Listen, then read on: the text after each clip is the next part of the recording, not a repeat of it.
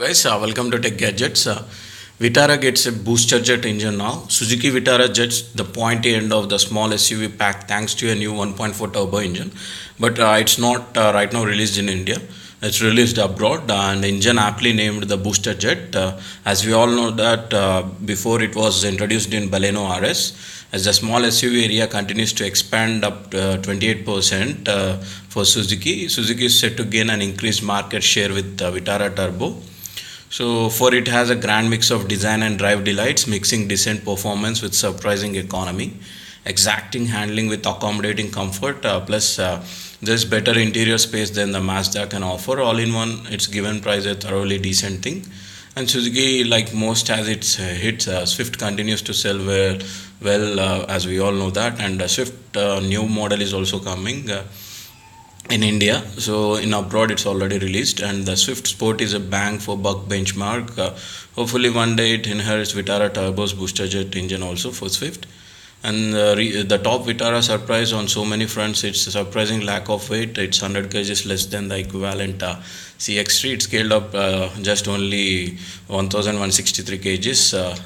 And doesn't feel flimsy or substantial as a result. It's packing heat too. Under the bonnet, it has 1.4 liter turbo and it remains very good. And the for engine type and capacity may, but the vehicle weighs over 1400 kgs.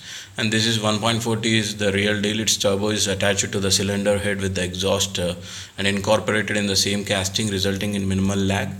And as soon as if you hit 1500 rpm has reached a peak torque of 220 newton meters is said to be on the tap from there is until 4000 rpm.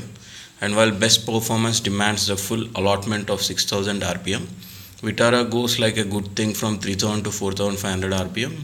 It aced a reference hill climb road with entirely adequate go power and acceleration up the ascent, hanging for grim. And at only once after serious provocation, fuel use climb into double figure. It has rated very good and can easily march along on cruise controls in 4 highway speeds in quiet. And it comes with 215 by 55 R17, and the 6-speed auto works well too. And Suzuki has 0 to 100 performance in 9.5 seconds with persistence, a best run of 7.9 seconds.